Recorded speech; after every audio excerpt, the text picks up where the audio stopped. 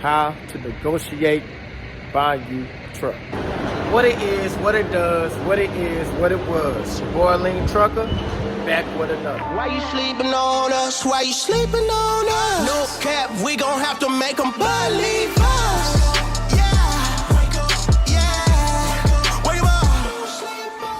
Hey, let me just get this in. Thank you for taking the time out to check me out. I just told you it's your boy Lean Trucker. You know what I'm saying? Hit the like, subscribe button, share the content if you enjoy it, any of those things. And let me get out, first and foremost, AM, PM, and Paul Cusker. Congratulations. Y'all 49ers beat my Cowboys, you know what I'm saying? Man, that sucked, but the better team won. It's all good. Congratulations on reaching NFC Championship game. Oh yeah, let me throw this in for you know, some of my truckers, there's people alike who's trying to you know, the new year's just getting started. A lot of people want to feel better, look better, you know, lose a little weight and all those things. Try the OMAD 1 meal a day. Okay, I wasn't able to get to 1 meal. I did go down to 2. First few weeks lost like 4 pounds, which is cool. I'm gonna probably try to lose like another 10, but my schedule is different as far as like the 1 meal a day is very tough for me because sometimes I get up before work. I'm saying I am working out here, but yeah, sometimes I get up before work and go to the gym. So or work out, you know, your workout don't have to be the gym. That's what I choose to do. That's what I enjoy doing. But yeah, so I'm getting up early sometimes, working out, and then I'm working the entire day. And then obviously you got to run errands and stuff when you get off work, different things like that. So the 1 meal a day is very difficult for me because when I do work out in the morning, it's very hard. Appetite, going crazy, metabolism, all those good things. But yeah, definitely, if you especially if you're an over-the-road trucker and working out, having that time is not easy for you, you know, I mean, you can always find time to work out, right? Now, I'll say workout don't got to be in the gym. You know, it can be jog, different things. But regardless of that, if that's something that you just not ready, want to commit to do, but you still want to feel better, get better, you know, keep in mind, our body's not built to be overweight, our joints and stuff like that. That's why the older we get, we'll start having more joint pain and things like that if we carry too much weight.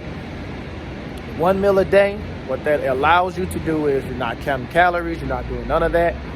Somebody like me who like the bodybuilding aspect of it, who got to lift weights and stuff, you guys ain't got to worry about none of that.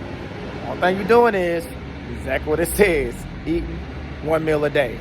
Throughout the day, you're doing different things like black coffee, non-sugar tea, different things like that, okay? Look it up though. See if it works for you. I know if you can accomplish that 1 meal a day will put you in a calorie deficit, which means that you're eating less than your body needs, and you automatically will start losing weight from there. Okay, now let's get into the video. I have to make sure I jot that in for my people who do follow me on the trucking side for you know, health and fitness information, health and wellness as well. Now, how to negotiate buying you a truck. All right, as y'all see, I done got on a personal vehicle. Yeah, work got in the way. You know what I'm saying? The guy got through loading, all that good stuff. This right here actually is a perfect example of what I was saying with the 1 meal a day as far as my schedule is so sporadic. So like now it's afternoon, let me see, going on 4 o'clock. So that's what I mean. Sometimes I go before work, after, just try to get in where I fit in. Okay, here we go.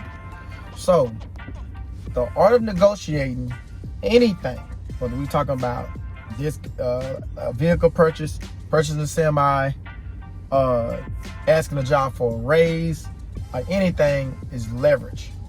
You gotta have leverage. So that's the first thing, some form of leverage. Now in this case, what we're talking about specifically, what am I referring to, is credit. Okay. Now we're talking about going to make a deal or to get the best deal possible you can at some type of dealership, you know, when you're going there. We're not talking about obviously auctions and, you know, it's a whole different deal. Credit. Build your credit to get you leverage. Now, you don't need a lot of money to build credit. Credit is very, very important to create the leverage.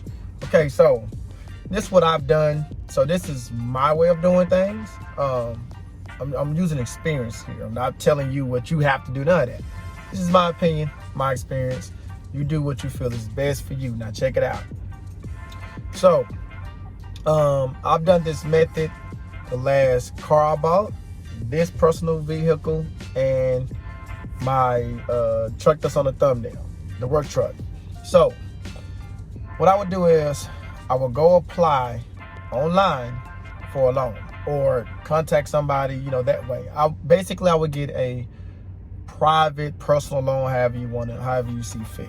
Okay. On my personal side, I was doing online.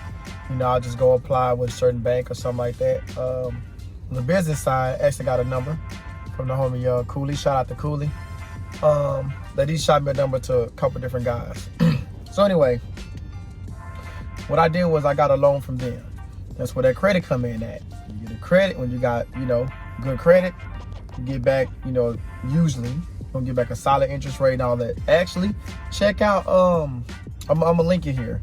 My video, I made a video of, man, that was in 2020 when I bought bought my work truck, where I actually showed that entire process. Actually let the guy from Arrow Trucking, he was the salesman. I let him talk about the warranties, the whole nine, right? It's about a 30-minute video, but I talked about how I did some of that as well, as far as the negotiating part. But basically, I took that deal, then I go to the dealership, okay? This is what I've done, and I would do it the same way if I was gonna do it, this manner, as opposed to going to an auction or something like that. So you go to that the dealership. Now, I've noticed it didn't matter, the auto, commercial, didn't matter. They play in similar games. So I call them games. So the thing that they ask you is, they saying, how much do you want to pay? Or how much can you afford? They ask you one or the other per month on the vehicle. You go on the first thing they ask you. They, come out, can I help you? Blah, blah, blah. You know how you're looking around. They ask you those questions to direct you to where they want to take you to, okay? It's a skill. They practice this stuff. They know what they're doing, especially the good ones. So you have to be on top of your game. And so yeah, they'll take you around through the whole game. Just a little tip. When they asking you how much can you afford, or how much note you trying to get, just know they're gonna try to sell you that on top of something. Quick, easy example. If you say, I could do $400 a month, they gonna show you something. They're gonna try to get what you like and show you something towards what you like, but that one gonna be like $450, $475 a month. You know what I'm saying? That's just the games they gonna play. You're gonna go back and forth, all that. So anyway, fast forward that part. Keep the video shorter. Then it don't need to be real long for me to get this point out. So what you do is, since you already got the loan for your truck, in this case, we're gonna talk about the semi. Since you already got the loan for the semi, when you going in, you just negotiating price. So when they ask you how much you want a truck note around, it's like, nah, I'm not really worried about that. I'm just trying to get to the price. This is the price point I'm looking for. And they're gonna try those games. They're gonna ask you that. They're gonna ask you your credit, all of those. If you want to talk about your credit, give them a credit score, if it's a good credit score, of course. Give them a credit score. And say, well, I'm around here. They're gonna say, oh, just let us run it, but we don't know until. And you be like, okay, look, can we just focus on the price? That's where you negotiate at. So I save on this truck. It wasn't a lot. It was already honestly was under market value. So I saved about $2,000 on this one. On the work truck, yeah, same thing. It was already a very good deal. I think I probably saved roughly the same thing, maybe $3,000. But the reason, the way you're able to save that, right? This is where that obviously that credit and leverage and all that come in at. They only negotiating with you, in my case, they was only negotiating with me because they believe I was going to use their people, right? Like, they didn't realize, they thought I was going to go through their finance company. Because usually when the way this stuff works, when you go to these places and you let them run your credit and all that stuff, they blast your credit out to a lot of different banks and institutions, credit, what am I thinking about? Credit unions, stuff like that. And they'll, I guess, pick the best one. If you trust that, it's all good, don't matter, no opinion on it. So they'll come back with that, and then they give you your offer. one of these days, I'm gonna tell the story if related to this though, how they tried to get me, but with this method, actually saved me some money with this. But getting back to this point, so that's what they're gonna do. But since they think you're using them, you're gonna go through with them. They will play with that top price a little bit, or maybe a lot, depending on your negotiating skills, to get you to go through with a finance company so they can get you, you know what I'm saying, on the back end, on the interest rate and all that. So that's another story. So, but yeah, that's what they're gonna do. Negotiate the price as long as you got your loan. Negotiate the price. Don't get into how much you can afford per month. Don't get into none of that. Once you get that on the price, that's when you be like, okay, we got a deal, let's get this one. That's when they're gonna say, okay, let me go and get your social security number, this stuff, and we're gonna get you. You're like, no, I already got it. I already got my finance. I got my own. And then you ought to see their face, but booyah! Deal is done, baby. That's it. Like, at that point, there is nowhere to go. You got what you got it. They can't say, oh, well, since you're not going with us, we're not gonna sell it to you for 45 no more. We gotta get back up to the 48. Don't work that way. You got yourself a deal, okay? Credit. Some people say cash is king. Some people say credit is king. I ain't getting into that beef and all the other stuff. I feel like, obviously, if you got the best of both worlds, you winning. But yeah, credit can get you things that sometimes cash can't. Just like depend on if you buying if you buying something in cash to somebody for a personal truck, or you selling it to them for a semi offhand, that cash can get you for the credit can, because they don't care about your credit, they want cash. So it can go either way.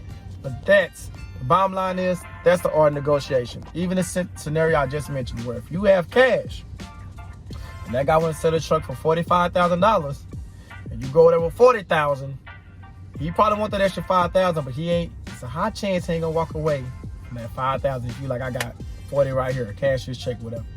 Probably take it. You know what I'm saying? So the bottom line is, you got leverage. What's that leverage? You got cash on hand. On the other side, I just mentioned the example, got credit on deck. Okay? That's it, man. Let me get on up here in this gym. Y'all be safe out there. God bless. Keep it in mind. Stay on the grind. One day at a time. Salute.